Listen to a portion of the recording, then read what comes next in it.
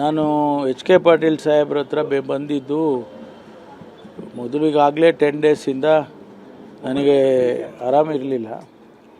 ಅವರು ನನ್ನನ್ನು ನೋಡೋದಕ್ಕೆ ಬರ್ತೀನಿ ನಾನು ಅಂತೇಳಿ ಹೇಳಿದರು. ಇಲ್ಲ, ಸ್ವಲ್ಪ ಈಗ ಹೊರಗಡೆ ಬಂದಿದ್ದೀನಿ ಅನಾರೋಗ್ಯದಿಂದ, ಅದಕ್ಕೆ ನಾನೇ ಬರ್ತೀನಿ ಅಂತ ಅಂದೆ. ಅಯ್ಯೋ ಬನ್ನಿ ಅಂತ ಹೇಳಿದ್ರು.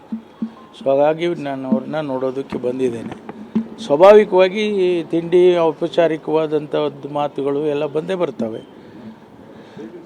ಮುಂದೆ ಭವಿಷ್ಯದಲ್ಲಿ ನಾವೆಲ್ಲ ಯಾವ ರೀತಿ ಸಂಘಟನೆಗಳು ಮಾಡೋದರಲ್ಲಿ ಮತ್ತು ಸರ್ಕಾರವನ್ನು ಜನಹಿತವಾಗಿ ನಡೆಸೋದರಲ್ಲಿ ಯಾವ ರೀತಿ ಅಂತೇಳಿ ಒಂದಿಷ್ಟು ಚರ್ಚೆನೂ ಮಾಡಿದ್ದೇವೆ. ಅಷ್ಟು ಬಿಟ್ಟರೆ ಬೇರೆ ಏನಿಲ್ಲ. ಸಮಾನ ಮನಸ್ಕರ ಭೇಟಿ ಅಂತ ಸರ್, ಸತೀಶ್ ಜಾರಕಿಹೊಳಿ ನಿವಾಸದಲ್ಲೂ ಕೂಡ ಅಲ್ಲ ರೀ, ನಾವು ಯಾವತ್ತೂ ಅಸಮಾನ ಮನಸ್ಕರಾಗೇ ಇಲ್ಲ.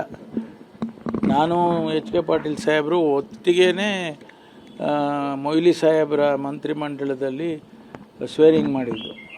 ಐದು ಜನ ನಿಲ್ಲಿಸಿ ಸ್ವೇರಿಂಗ್ ಇನ್ ಮಾಡಿಸಿದ್ರು. ಅದರಲ್ಲಿ ಅವರು ನಾನು ಇಬ್ಬರು ಒಟ್ಟಿಗೆ ನಿಂತ್ಕೊಂಡು ಸ್ವೇರಿಂಗ್ ಇನ್ ಮಾಡಿದ್ದು. ಅವತ್ತಿನಿಂದ ಇವತ್ತಿವರೆಗೂ ಕೂಡ ಅಪಾರವಾದ ನಮ್ಮ ಇಬ್ಬರ ಸ್ನೇಹ. ಅದಕ್ಕೂ ಮೊದಲು ದೊಡ್ಡವರಿದ್ದರು, ಕೆ ಎಚ್ ಪಾಟೀಲ್ ಸಾಹೇಬರು.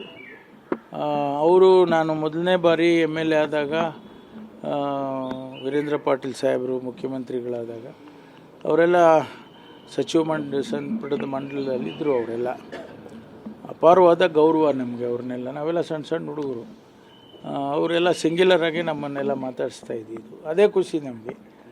ಆ ರೀತಿ ಅಲ್ಲಿಂದ ಸಂಬಂಧ ಬಂದಿದೆ ನಮಗೆ. ಹಾಗಾಗಿ ಅದು ಹಾಗೆ ಉಳ್ಕೊಂಡು ಹೋಗುತ್ತೆ ಕೊನೆವರೆಗೂ ಅನ್ನೋ ವಿಶ್ವಾಸ ನನಗೆ. ಸರ್, ಎಚ್ ಕೆ ಪಾಟೀಲ್ ಒಂದು ಮಾತು ಹೇಳಿದ್ದಾರೆ ಸರ್, ಸಿದ್ಧಾಂತ ಇಂದ ಇರ್ತಕ್ಕಂಥ ವ್ಯಕ್ತಿಗಳ ಹಾದಿ ಕಠಿಣ ಅನ್ನೋ ಒಂದು ಮಾತನ್ನ ಹೇಳಿದ್ರು. ಸಚಿವ ಸ್ಥಾನ ಅವರು ಹಿರಿಯ ಸ್ಥಾನದ ಒಂದು ಮಾನ ನೋಡಿ ಕೊಡಬೇಕಾಗಿತ್ತು. ಇಲ್ಲ, ಅವರು ಯಾವತ್ತೂ ನನಗೆ ಮಂತ್ರಿಮಂಡಲದಲ್ಲಿ ಮಂತ್ರಿ ಮಾಡಿ ಅಂತ ಕೇಳಿದವರಲ್ಲ. ಅವ್ರಿಗಿರ್ತಕ್ಕಂಥ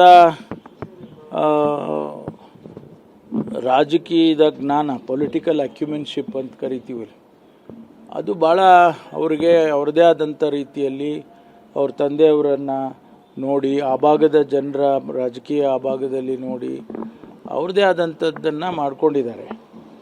ಅದು ನಮಗೆ ರಾಜಕೀಯವಾಗಿ ಮತ್ತು ಸರ್ಕಾರಗಳಿಗೆ ಅದರಿಂದ ಭಾಳ ಸಂದರ್ಭದಲ್ಲಿ ಅದರಿಂದ ಅನುಕೂಲ ಆಗಿದೆ. ಅದು ನಾವು ಮಿಸ್ ಹಿಮ್ ಅಷ್ಟೇ, ಬೇರೆ ಇನ್ನೇನಿಲ್ಲ.